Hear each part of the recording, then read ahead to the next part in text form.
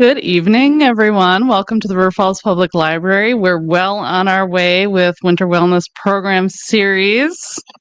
If you haven't started your Luminous game board, you still have time.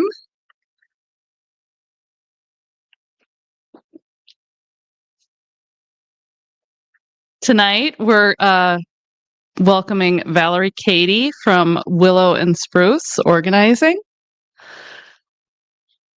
Valerie's going to say a little bit about herself and then go into some tips and tricks on organizing. We're very excited to have Valerie here tonight. Come on over. Thank you. Thanks for all coming out on such a cold evening. I think it's really interesting, the timing of this talk in the Winter Wellness Series, because of the inauguration and all the things that are happening in our world that have added to our stress for some of us. So I just want you to know that you're in the right place. And that it's easy to feel overwhelmed and out of control, but there is one thing that you can control in your house, and that is your clutter. So that's what we're going to be talking about tonight. Okay. Here we go. So these are just some key takeaways that I hope you'll get from tonight's talk. The first one is, why is clutter stressful? Science has actually proved it. How to create a soul space. This is a place in your home to feel relaxed and at peace. Some simple steps to organizing success. I'm going to give you a process and a plan. We're going to talk about managing holiday decor, because guess what? Some of you still have it up. Am I right? A little bit, right? And then I'm going to give you some speed decluttering tips. I have a handout for you, and then we'll have time for some questions and answers at the end. So let's get started. So I am Valerie Cady with Winnow and Spruce Organizing. I've been in business for 10 years. I've helped over 250 clients get free of their clutter. I absolutely love what I do. My mission is to step forward in partnership with you to clear space, restore order, and reveal delight. So it's my pleasure to be here. I love public speaking. I did 25 presentations last year, and I'm writing a book about what happens to people after they get organized. So lots of good things to come. When I work with clients, everything is non-judgmental and confidential. So just know that this is a safe place for you to share whatever you want to share with that Q&A time as well. All right, so we're going to start with some statistics. So 300,000 is the average number of items in people's homes. So if you're feeling a little overwhelmed, that could be why. This is an anecdotal stat. I did some research and found out it was a professional organizer named Rebecca in Seattle that came up with this number from her experience. So who knows if it's really correct? Like, did she count someone's paper clips and pens and all the little things in their house? I don't know. So it's just an estimate. 47% of relationships have tension and conflict around unresolved clutter in their home. And this one I actually researched because I work with a lot of couples, and there's always tension when I start working with them. And then at the end, they'll say, you know what, you've taken away the stress. Actually, they took away the stress, right? They had to declutter. But so I just decided to see if there was some studies around that. And guess what? There are. This one has to do more with physical health, but nearly 30% of people over 65 will fall in their homes, often from tripping on clutter. Older people fall for all kinds of reasons, but clutter is a big one, and it's something that you can control. And of course, if you do fall and you're older and you end up in like a nursing home, there's a chance you might not be able to return home. Of course, that's going to affect your mental health too. And then this one's a fun one. The average amount of time looking for lost and misplaced items each year is 2.5 days. I've heard it's like 15 minutes a day. I actually read a study that it's an average person loses 9 items a day. I thought that was kind of insane, so I didn't include that one. So we're going to do a little exercise to see if this is true. And for those of you who are watching, you can do this as well. So go ahead. I'd just love for everybody to stand up for a moment. And I'm going to give you, let's see, 5 different items. And if I want you to think about where that item is in your home. And if you can immediately think in your mind where it is, how to get to it, you know, for sure, 100%, you can remain standing. Otherwise, you have to sit down. Okay, is everybody ready? All right, number 1's a safety pin. Now, remember, if you have to go to multiple places in your mind, then you have to sit down. Okay. The next one is your social security card. I really hope it's not in your wallet or your car. The next one is the spare key to your car. All right. You guys are doing really good. Why are you here? No. The next one is a 2018 tax return. Remember, you have to keep your taxes for 7 years, right? Okay. And the last one is password log. Password log. And some of you may have that digitally now, right? Okay. Give yourselves a hand. Good job. You all might be the most organized group I've talked to. So imagine being able to find everything in your home that quickly. That's really the goal, right? Okay. In addition to that important study that validates clutter as a mental health issue for sure, there's a woman named Dr. Sherry Borg. I actually found her picture on the internet because I quote her study so often. I talk about it with everybody I meet pretty much. So she did a study out of UCLA, and she found out that women are affected by clutter and men not so much. There's always an exception, but generally speaking, our mental health is much more affected than men. So if you have a partnership and your partner doesn't think that clutter is a problem, actually it is for you. So it overstimulates the senses. We are visual people by far. That's our strongest sense. And so if we're surrounded by clutter and we're looking at it all the time, it makes us tired and exhausted. It consumes your attention. So if you've ever worked in a messy environment, like a messy workplace, you know it's really hard to not be distracted by it. It's impossible to relax because it's sending a signal to your brain that you need to clean that up. You need to mail that, return that, give that to your mom, take that to your child's school, right? It's calling to you subconsciously. Your mind will think that work is never done because you never feel that sense of satisfaction like you might when you do the dishes and you finish them, right? It's like with clutter, it doesn't ever go anywhere. It just piles up. Clutter can cause anxiety because you're losing stuff maybe a lot, or you can't find the things that you need when you need them. It can cause guilt because of maybe your spending habits, or maybe you haven't been able to take care of things the way that you think you should be taking care of them. And certainly embarrassment. If you've ever had people come over at the last minute and you feel like you need to tidy up really quick, don't put your stuff in the stove. I've had clients that do that. Do not put it in the stove, put it in the microwave because you won't turn that on accidentally, right? If you want to hide it. So embarrassment is a big one, embarrassment and shame with the people that I work with. It restricts creativity and productivity. So think about if you have open space, it's a lot easier to brainstorm and to think. So a good comparison is if you've ever gone to the Minneapolis Institute of Arts and it's just this wide open space and the art is very thoughtfully arranged and there's no clutter anywhere to be found. And usually you come away from that space feeling inspired, right? And you have ideas about maybe some things you're going to do in your free time with art. So it's really true. It does really affect that. It also, I feel like if you are a person that you try to get organized and you just kind of give up and you just want to go for a walk outside, the walk outside is what regenerates you, right? And then it can cause anger and frustration, not only at yourself for how your house has gotten for sure, but also with the other people in your home who aren't following your organizing system. So, but most of all, especially with women, it actually releases cortisol in our brains. And cortisol is that stress hormone.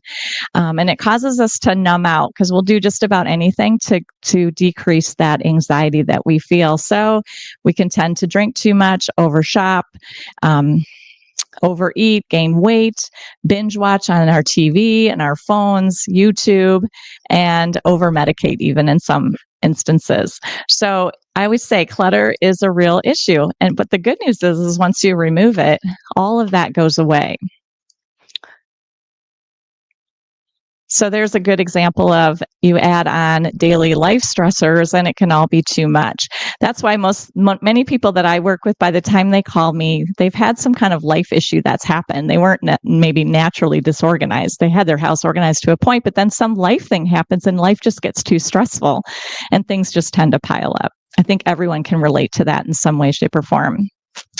So here we go. Now we're going to learn how to handle it.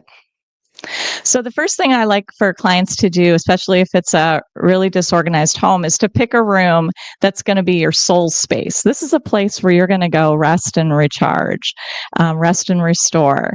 And I'd like for you just to close your eyes right now and just think of where in your house, if you were to come in the front door, where's the room that you would go to? And you can just think about this to yourself. If you're taking notes, you can write it down too. But think about, like, where do you like to go? Where is it? Your dining room table because it overlooks your backyard and the bird feeders? Is it a really comfortable recliner in your living room by the fireplace? Maybe it's your bedroom. You just have a little sanctuary there. But everybody needs to have a place like that doesn't have any clutter in it. And then it's a lot easier to handle the clutter in other parts of your house. So a couple things that you want to think about is in that space, this is actually I'm going to give you a lot of tips. And if you just take away one thing tonight, this is something you can do when, you get home or even this weekend, is to go ahead and clear the clutter in that space. Now, for some people that I work with, like, their living room is their favorite place to be, but there's a lot of clutter in it. So that seems very daunting. So maybe you just want to clear out one corner, wherever you're sitting in your recliner. What's in that visual field that you could clear away? Everything off the floor, that's really important for eliminating those trip hazards, and stuff. When you put it on the floor, it actually acts like a magnet. Have you noticed that? So, like, I'll have a client that she had this huge mound of things in the laundry room, and I said, "What's under there?" She goes, "I have no idea." So we put the clothes away and the lunch boxes and the school papers, and then we kept digging down, and guess what it was? A large Chewy box from the dog food company, right? And it was empty, of course, because that's what we do with boxes. We empty them.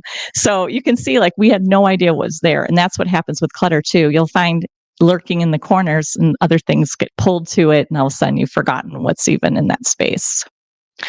And then go ahead and remove anything that bugs you. And that's anything from too much furniture to the wrong furniture to the drapes that bug you to the tchotchkes that are facing you, whatever it is, because you won't be able to relax if your brain's always thinking, oh, I hate that piece of artwork, or that thing really bugs me. It's broken, right? Okay, so now it's time to get to work. I'm going to give you some organizing steps. And some of you already know these because you follow different organizers on the internet, but I always like to go over them so that everybody has that foundational knowledge. So the goal in your house, the goal needs to be that everything has a home. Everything has a place to live, a place to return to. So the steps to organizing to get those homes is you're going to declutter and categorize first.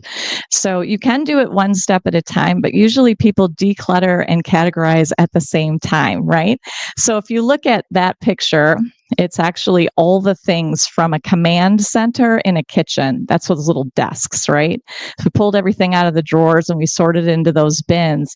So we categorized. Now, while I was doing that, the client was pulling out the obvious trash. There's always trash, right? And also things that can be thrown away because they're broken or because we don't know what parts and pieces these are, right? The broken things that we keep that we think, oh, I know where this goes. I just don't know where it is, right? So you can do that step at the same time, those two steps. And then you're going to organize it into like with like is a good way. Think about what you use with what goes together. And then you're going to get your containers and put those categories in those containers. And then you'll organize them into your shelf or your drawer. And then the last step is labeling, right? Because labeling takes it off your brain. If you label the for example, those boxes in your basement, you'll never have to think about what's in them. We think, oh, we'll remember. Today, my client was saying, I'll remember what's in there. I'm like, well, why would you have to remember that? I mean, don't you have a lot of other things to remember? Right? So if you just put a label on it, you never have to remember. You'll just stand there and look at it and read it and know exactly what it is. So it really takes that off your brain. So which step does everyone tend to do first, looking at the slips? Anybody want to go ahead, Lisa?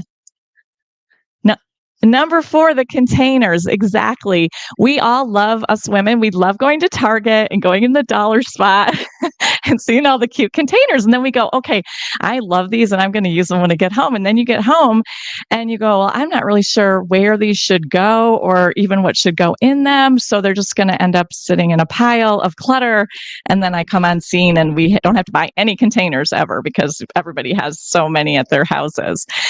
So that's right. Everybody loves those containers. It's okay to buy the containers first, okay? As long as you know what you're going to be putting in them and where they fit. So taking measurements can be really helpful, kind of seeing the quantity of those categories to know that that container is going to work, right? And then which step does everyone forget to do?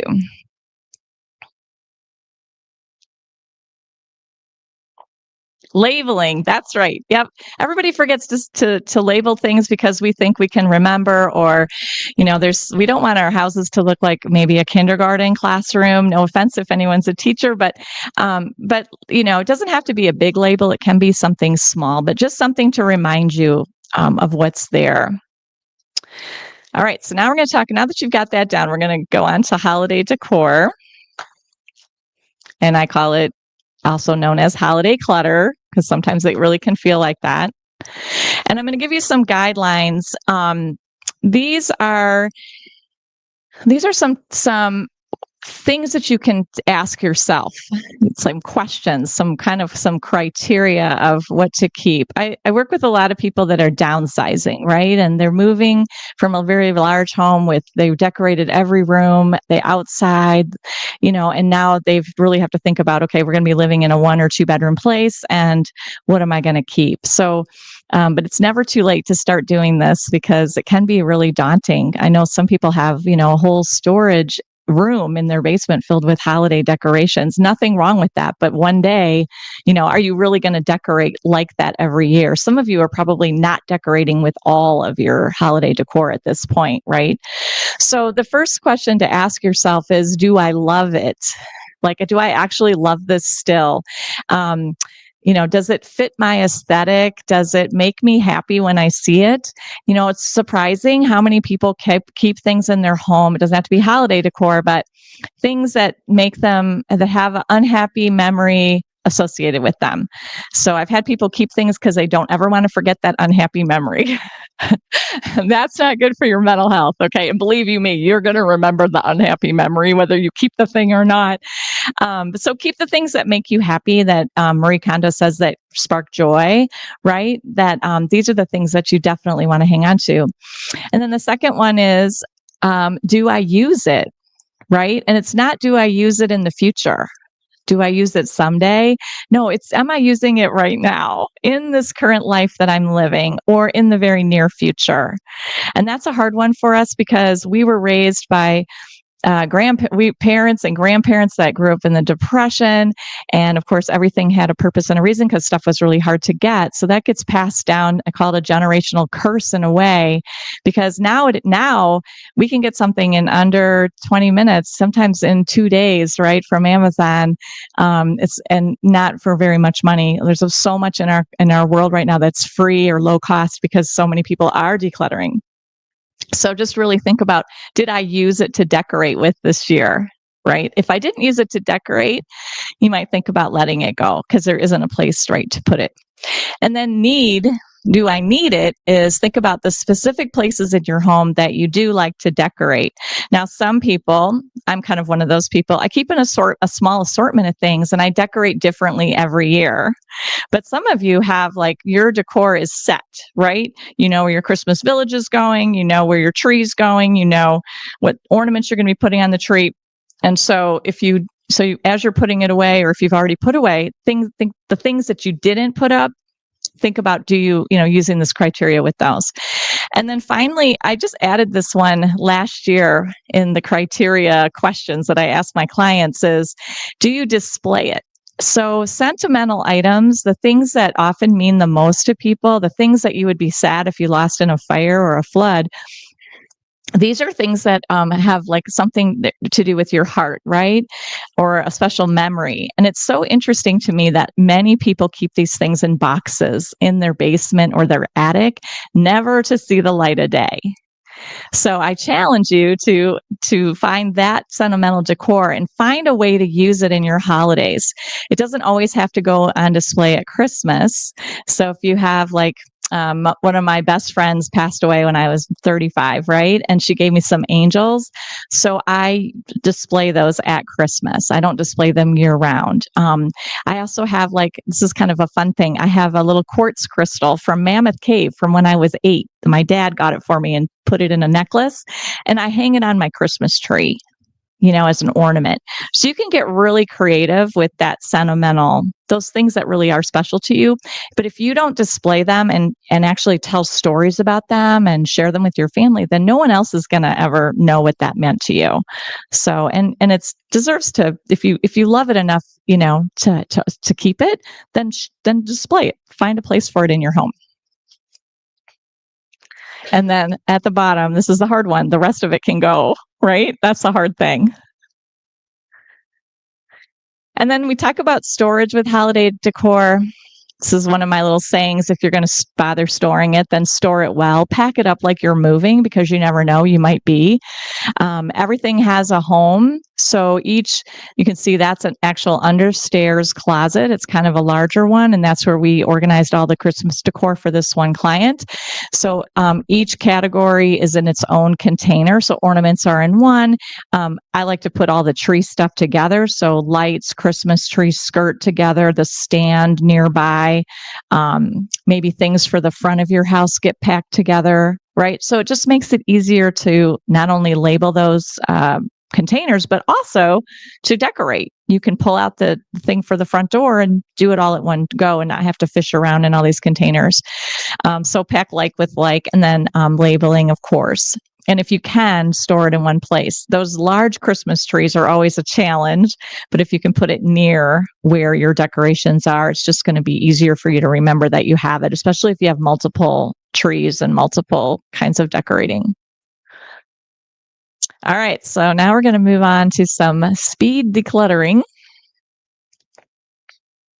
So my goal with this is to give you just an easy, repeatable system, because we know when we systemize things, they're so much easier to do every day without thinking, right? You have a system for getting dressed. You have a system for making your breakfast or your coffee.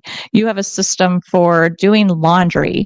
Probably you have a system of some sort going to the grocery store and getting food, meal planning maybe.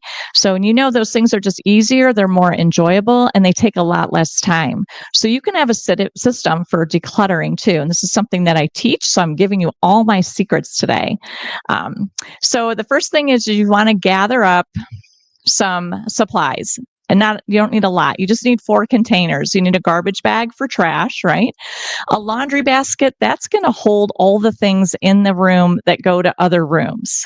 So, you're in your living room and you find some clothing, some socks or a sweatshirt or something. That's going to go in the bedroom. So you just throw it in the laundry basket rather than going to the bedroom, putting those clothes away, and then forgetting what you're doing or coming back. I work with a lot of people that are neurodiverse. So, they go in another room, they're going to forget to come back and finish, right? So in this way, you're using your time really effectively by just putting everything that goes in other rooms in one basket and then putting it all away at the end. That makes sense. And then a paper bag. I love paper bags because you can write on them. And these are items that go to other people or other places outside your home. So let's say you're cleaning up your living room and you find, maybe a hat that you borrowed from your sister, or something that you're like, oh, I really like this scarf, but it doesn't suit me anymore. I wonder if my mom would want it, right? You find things like that you don't want, but you don't really want to donate it or sell it. You want to give it to somebody in particular. Like today, this guy I worked with, he had books that were written in Norwegian. How cool is that? And so I said, where do you want to donate? What do you want to do with these? He said, oh, I have a Norwegian church that could probably use them. So you want to have these things ready, kind of a place to put those. So paper bags work great. You write the name of the place, and then it's a to-go bag. You can set it by your front door. You can put it in your car, and those things are going to be leaving your house and putting them in the hands of people that want them, which is actually a great value to have when you're decluttering. It's a great way to bring appreciation to somebody else, right, for your things. And then boxes are great for items to donate or sell. So if you're decluttering your clothes closet, for example, this is a great one, and you want to sell some of your clothing to Second Star downtown, do consignment with them, or ThredUp or someplace like that, having a designated box to put them in is really helpful. And I love the tote boxes they sell them at Festival Foods and County Market because they have handles on them. They're the ones that the grocery boxes, do y'all know what I'm talking about? They're underneath the conveyor belts. So when you go to checkout, they're just there, and they're like $1.35 or something, and they just make it really easy to cart things in and out of your home. Because if you don't have a lot of stuff coming in Amazon boxes, it can be hard to find a box, right? So that's a good way to get them. So you've got your four containers, and then what you're going to do is you're going to prepare yourself next. That's really important, because how many times have you ever decided you're going to organize a closet, for example, and you open it up and you pull everything out, and then about halfway through you realize you're starving, or you got to go pick up somebody from school, or I don't know, you forgot to, you stub your toe on something. So I always say, get prepared first, because you're going to have more productive organizing sessions. So wearing supportive shoes, like the best shoes you have on. There's a tendency to want to organize in our bare feet, but you can step on something or trip, or you just want to feel supported too. Eat some protein. If you have a hard time making decisions about your stuff, what you want to keep and what you want to let go of, eating protein really helps. It really does. It helps those neural pathways just fire. It's just so good. And then filling up a water bottle, because you tend to get thirsty, right? Enlisting help. If you have other people in your home, you can have them help you. They don't necessarily need to be the one making the decisions, but they could be running things to the donation place afterwards, or taking things into different rooms, or putting things away. Even young children, if you have children or grandchildren that can help you, you're teaching them a skill. It's so important.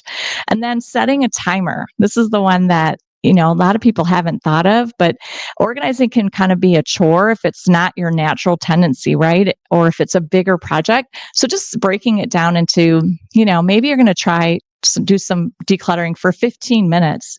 You can get a lot done in a drawer or shelf in 15 minutes. It's amazing. And I'm going to just give you some ideas here in a minute. Maybe you want to work for an hour, and it can be tempting, because I know this is what happens. You kind of get in the flow of it and you get excited about it. And so, okay, 1 hour's gone by. I'm going to keep going. I'm going to keep going. Finally, 6 hours later, you are exhausted. And I'll tell you, your brain's exhausted too. It's let's not ever do that again. So it's better to break it up, take breaks, go for a walk, have something to eat, and kind of just manage your time a little bit. You can do it over a series of days too. Like putting your holiday decor away, you don't have to do it all in one day. Who says you have to do it in one day? You can do a little bit every day and have it done in a week. Okay, so here's some ideas of some spaces that you can do in 15 minutes. And I'm going to walk through them and give you some little tips of how to make it a little more manageable. So junk drawers, we all have them. Most of us have them in the kitchen. Sometimes we have them in desks. Sometimes we have more than one.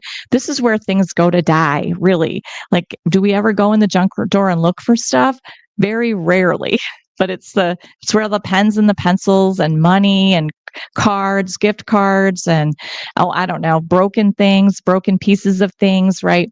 So I really challenge you to lay everything out on a table and sort it into like with like, and then put it all away. So, right, the batteries, you know where those go, down with the other batteries. The little tiny light bulbs go with the light bulbs, right? The pens go with the pens. Make sure they work first. The money goes in the bank. And you can free up an entire drawer in your kitchen. So those of you with small kitchens that think you don't have enough space, you can go home and clear it out and have another drawer for your or for your pot holders or whatever. The next one, and then if you do want a junk drawer in your kitchen, because sometimes we need it, right? We have things that we use in our kitchen that need to stay in the kitchen. So using drawer organizers can really be helpful. And you can get them at Target in the end cap. They're like $3 for $1, $2 or something like that. Those work great, the silicone ones, or you can get fancy ones on the internet. But those containers really help keep your categories separate. And it's easy to see when you open the drawer. It's like a little store, right? Everything's all organized and you don't have to wonder where something is. There's no digging. So the next one is your nightstand. So think about only having on your nightstand what you use to get ready for bed or to enjoy in bed. So this is like books. This would be like a journal, maybe. You want to try and clear off the top of your nightstand. The less clutter you have in your bedroom, the better, because you spend 30% of your life in there, and whatever dust is gathering, you're breathing. So we want to try and keep it dust-free. So if you can keep the top of your nightstand clear and then maybe have a shelf underneath for things, or just have a couple of things on your nightstand that you're using, maybe Kleenex, lotion, that kind of thing. Again, putting everything else away. Your kitchen counter, think of your kitchen counter as a workspace, right? It's not a place to store things. You can keep some, I would say this is kind of Val's rules, but when you, on your counter, you can have things that you use on a daily basis, but anything that you don't use daily really should be put away, because everything on your counter is attracting food, grease from your stove, and it also makes your workspace less. And you all know what it's like to come home from work and have a whole counter filled with dishes and food items and all of that. What's the first thing you do? You're like, we're getting takeout. We're not going to cook, because you have to clean all that up in order to cook. So make it easy for yourself to clean. That's a 15-minute project to clear your counters. And then another place in your kitchen that's about 15 minutes is underneath your sink. So that's another place where stuff goes, because, this is where all the cleaning chemicals go and the cleaning products. And we don't use those maybe on a daily basis. So I like to divide them into two kind of categories: the stuff you use on a weekly basis and the cleaning products you use once in a while. And then put them in dish tubs, the ones from the Dollar Tree, those white dish tubs that you used to wash dishes in when you're camping, that kind of thing. And that way, if you ever have a leak underneath your sink, right, it goes into the tub and not onto the wood cabinet. So it's just a really easy way of keeping things organized. And then you don't have to ever climb down in there and look for the, whatever, the stainless steel cleaner for the fridge, which is in the back. You just pull out your tub and everything's in the tub. Does that make sense? And you could also have a fire extinguisher under there. That's a good idea. Maybe have some sponges, things, other cleaning rags, things like that under there. But everything else, really look at what am I actually cleaning with? Because those preferences change just like your food, right? So you have your cleaning products that you really love, and you also have the cleaning products that you tried but you didn't love. Those can be given away there's a great Buy Nothing group in Facebook. You can give them away there, or you can just recycle them. Don't put them down your drain, though. That's not a good thing. All right, so now I'm going to give you, now that you've graduated from 15 minutes, let's go to 30 minutes. And don't worry, I'm not giving you any more than 30 minutes tasks, okay? So again, I'm going to give you walk you through, give you some tips for these too. So the first one is your desktop. Some of you are grimacing, no, I'm not doing my desktop. Okay, usually desktops are what do they have on them? Paperwork and mail and things like that. So just having a basket on there, a basket of some sort, a tray. You can buy something or secondhand, or you can even use a box lid temporarily, and just try having a home for your papers to go to. And then what else is on there is all kinds of tchotchkes. Some people use their desk as like a landing pad. So anything they don't know what to do with, it ends up on their desk. This is especially true at work, but it can be true at home too. So just clearing off that desktop, thinking of it as the workspace at like your kitchen counter. It's going to be a lot easier for you to maybe pay your bills or take care of your daily business if that desktop is totally clear when you sit down to work on it versus I have to clear everything off and now I don't even know what stuff is and I got to search through piles of things, right? A filing system is a great thing to have. That's an important thing to have. So then you have places to put that paper. Your entry closet is another 30-minute project. It might not take that long.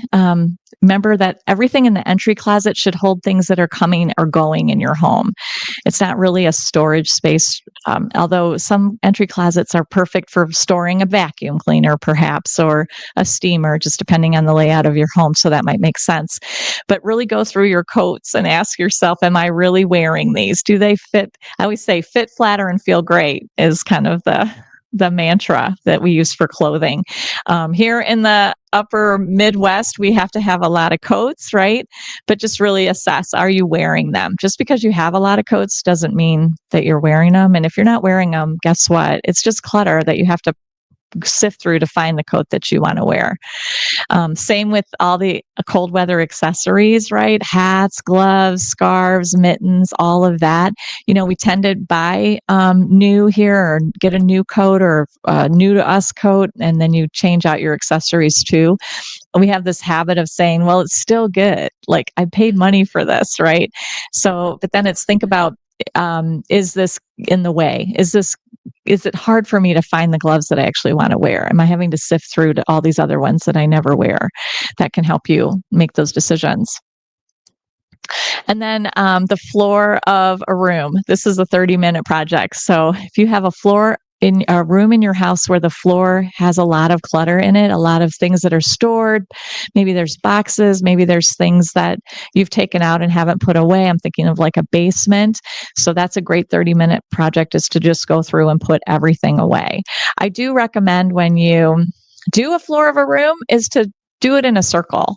Start at the door and either go clockwise or counterclockwise and pick up. And that way you know where you are in the process in case you get called away. Or if you want to take a break, you can come back and know exactly where you left off. And then you're clearing it as you go. So you have a path to find your way out. So you laugh, but this is a thing in my work. And then mail is another one that sometimes people struggle with. So having some sort of a collection basket near your front door where the mail comes in. So because if you have to walk through your house to put the mail away, chances are you're probably not going to do it. So that's why a lot of it ends up on kitchen islands, for example, because that's kind of the easiest flat surface to get to. But think about if you have a place near the mailbox as you come in your door, a little entry table or it doesn't have to be anything major, just something to put the mail in. And then you can deal with it once a week or once a day, once a month, whatever your standard is. I know most of us have gone paperless, right? So you're not getting a lot of mail, get a lot of junk mail now. So you might want to keep a wastebasket by your front door, right? I know a guy, he put the shredder on his front porch after I gave him that tip. He just plugged in the shredder and left it there so he could just shred the junk mail before it came in the house. I thought that was brilliant. So having a system of dealing with it will keep it from piling up. You can also get on the do not mail list. It's donotmaillist.gov, I think, and they'll stop sending you most stuff. It doesn't eliminate all of it, but a lot of it. And then after you're done with your little project, whether it's 15 minutes or 30 minutes, just track how you feel about it. I bring this up because it's really focusing on mental health this time with this winter wellness series, but really think about, how did you feel before you started? If you're feeling overwhelmed and anxious, one of the most healing things you can do for yourself is just go tidy up something, because it gives you that control and it gives you the satisfaction of seeing it organized. Try it, give it a try and see what you think. But think about if your anxiety lowers, does your mood lift? Does your sense of control return? It does for lots of people. And hopefully you feel more satisfied. If you do a whole room and you step out of it and come back in, a lot of times you can feel the energy change. That happened today.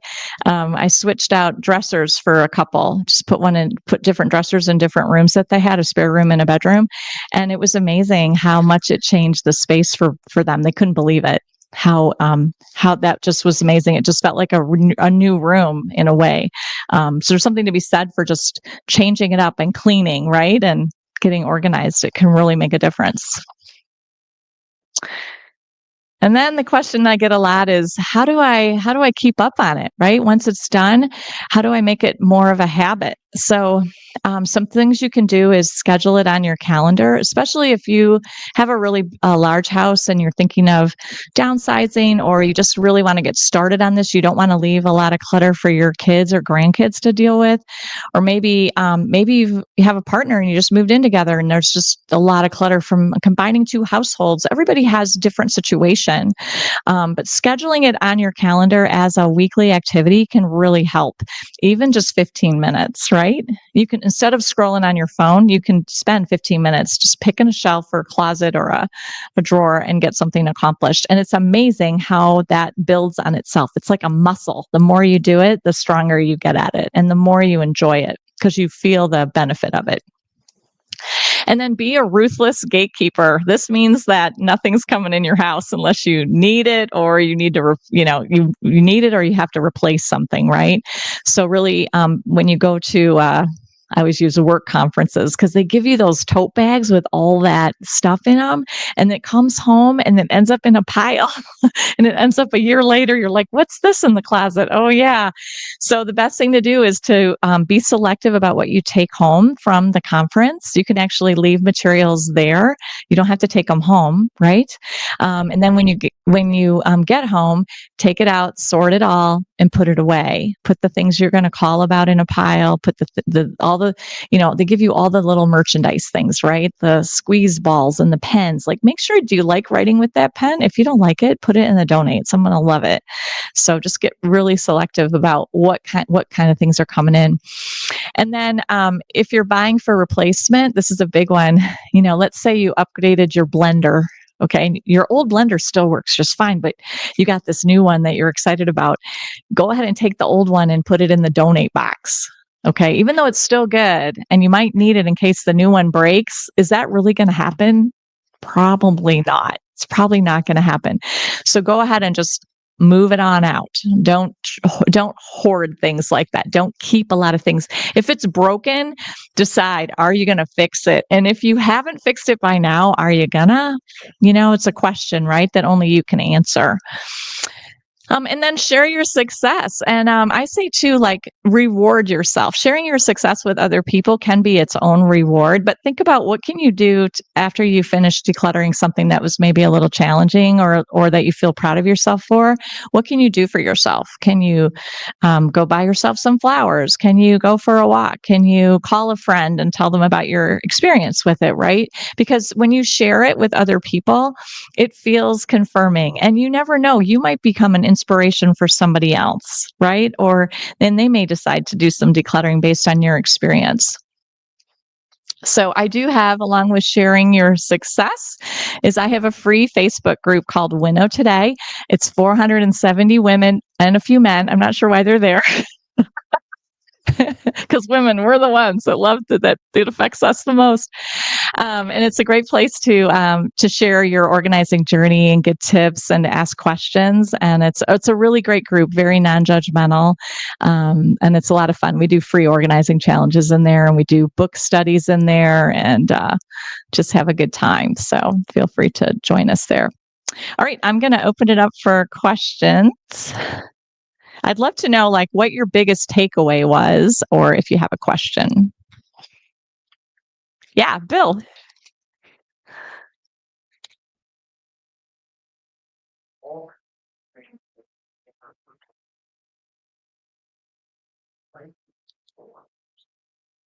So Bill's talking about clutter in his house that he's had for a really, really long time, probably 30 years, right? A hypothetical? Okay.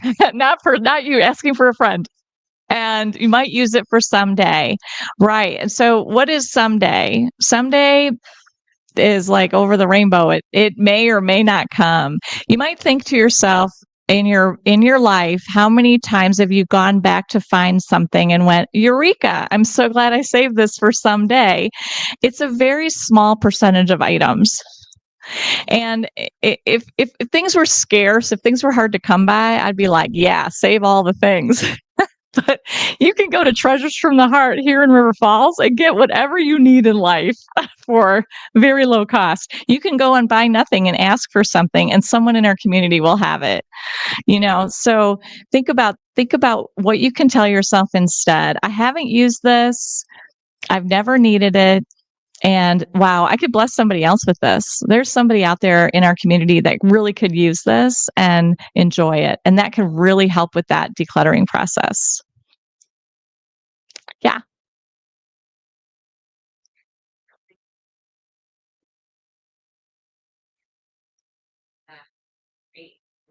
And then I sold it for 20. And it's just because I don't have the space, but where are places that you can sell things in a decent price? Yeah, so that's a great question. Where can you sell things and get some money for them? Remember, you're not going to get what you paid for it typically, unless it's a tool, piece of equipment, or something very kind of specialized. Sometimes art, it just depends. There's these little niches, but there's several things that I recommend. One is Facebook Marketplace. You're not going to get what you paid for it, but you'll get something right there. There's an online auction house in Hudson by Menards there. It's called Sold for You Auctions. If you look on the internet, and they do auctions they run them for 2 weeks. You basically take you call and make a reservation. They give you a table. You put all your things out in these little trays. Then you write up the descriptions of these lots, everything that's in that tray. They take pictures of it. They put it on their auction site. And after 2 weeks, they cut you a check. And that can be great if you have things that do have value, collector things. They love old toys. They love, it's been a while since I've worked with clients that have used their service, but I recommend them all the time. It's called Sold for You Auctions, and it's the number 4. I've had clients sell old cameras with them. Like artwork. They'll sell furniture. They even do old cars, regular cars. So they have a lot of different avenues to sell stuff. And you're still, you're given 50% commission to them, but you might make more at an auction than just on your own.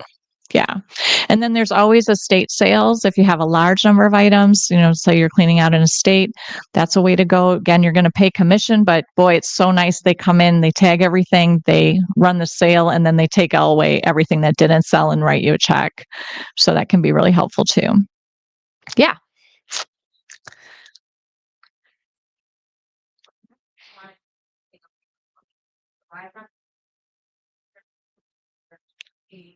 I have everything with my grandma. They're in boxes. I don't display them because they don't go in my house, but I don't want to get rid of them either because they were my grandma. Yeah, so you have to really look at your relationship with your grandma, right? And you loved her, she was really special to you. So her things aren't her. You actually have all those memories inside you, right? You have all these, maybe hopefully some pictures of you together or pictures of her. So you could think about, instead of thinking about it as all or nothing, I have everything she owns, and then if I got rid of it, I would have nothing that she owns. Think about maybe picking out, and this is just an idea, and this is what I work with clients, is could you pick out the ones that you have a relationship with from each collection?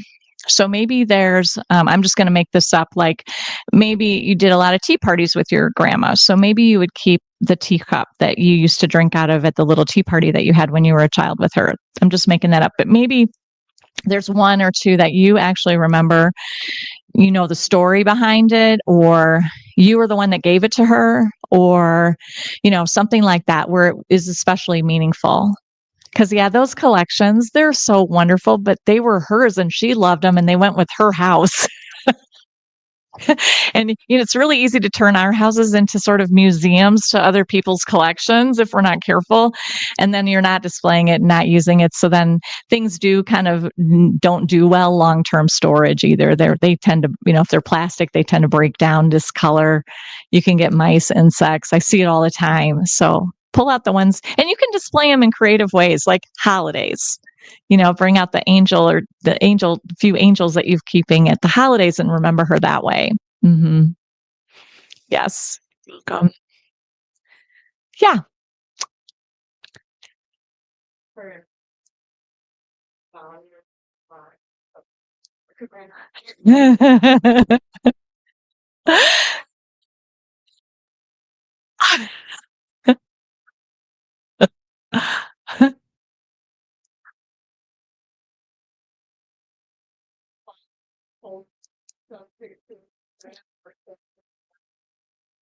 Yeah, that's a great idea, Claire.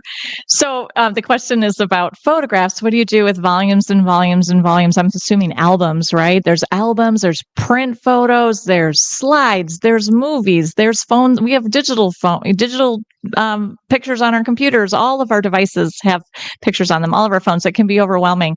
So you want to think about, what is your overarching goal? You got to think about, like, it's an umbrella. What is your top priority here with these photos? Is it to preserve them for everyone in your family? Is it just to have your memories preserved? Is it, you have to really think about, like, what is your end game with the photos? And then it's just working towards that goal. So so many people today are getting them scanned in and digitizing them. You can turn them into books, like Claire suggested. Special a book about a person. I did some with my mom. She's in her 80s and came up to visit me, and I had her bring all these books from someone in our family, and we did a whole book about her life. And boy, was that fun to do that together. So you can kind of pick and choose. But I know it can be such a burden, right? It feels like such a burden.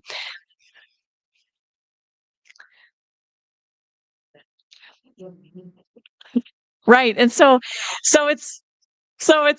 actually, so here's a story. My grandmother, she was at the towards the end of her life, she was writing on all these old photographs of all the family, and naming all these people, and then had glaucoma in the middle of the project and went blind and never finished it. So all those got handed down to my mom, and now my mom has them all, and we didn't know who a lot of these people were. So we just burned them.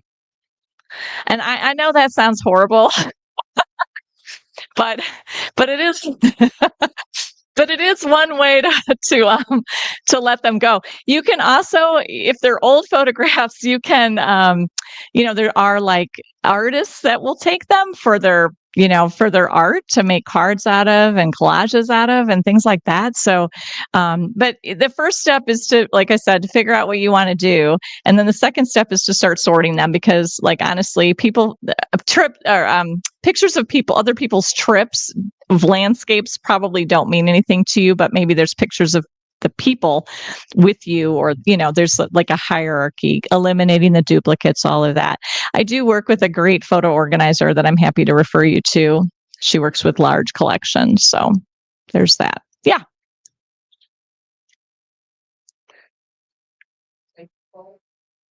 If you're trying to get rid of them, or like I did that with recipes, like I thought, oh, I can't get rid of all recipes that like it. When we burn them, it feels better than throwing it away.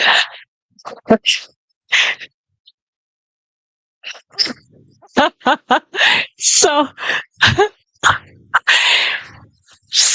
so just to repeat what's being said, this is a great story of, like, having so many recipes and feeling like you have to keep them all.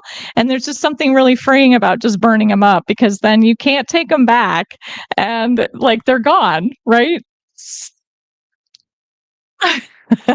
Right. And if you don't bake or you don't cook, right, why do you need them? All right. One more question. Yeah.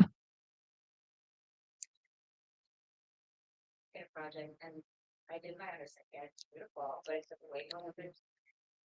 How do you overcome?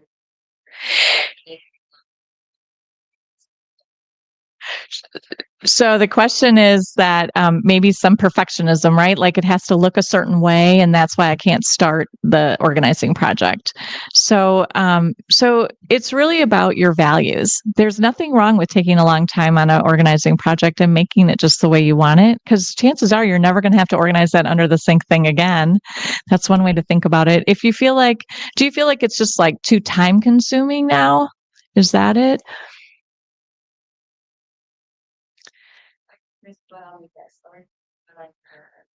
Yes. So there's that idea that if I don't have the right supplies and the right amount of time and the right place to donate, then I just can't get started. And that's paralyzing. And I work with a lot of people in that same situation. So it's really about just writing yourself a plan and doing a little research beforehand. So where are the places in your community that you can donate to, and what do they take? It's a little bit of research to get a list going for yourself. I recommend having a notebook, a project notebook, and just writing these things down. So that way it doesn't stop you from getting started. You can look at a space and think about, okay, I want it to look a certain way, so I'm going to go shopping and get the containers first, right? To fit the space, and then it'll be easier to organize them in. So kind of lining up more of a plan versus just deciding to start it and then getting overwhelmed. Does that make sense? Yeah. Yeah, that's a great idea. Putting music on, highly recommend, or a TV show that you like watching, or yeah, exactly. That can really help the time go by faster. You can also set a timer too and say, okay, I'm going to devote 10 minutes to this. And if I start getting really into the weeds, I'm going to stop when the timer's. Yeah, that's true. Yeah. Then you leave the unfinished project out. That's going to be a problem. So you got to challenge yourself. It's a race. All right. Well, you've been a delightful audience. I do have a handout for you. It's called 30 Days of Decluttering. I'll pass it out.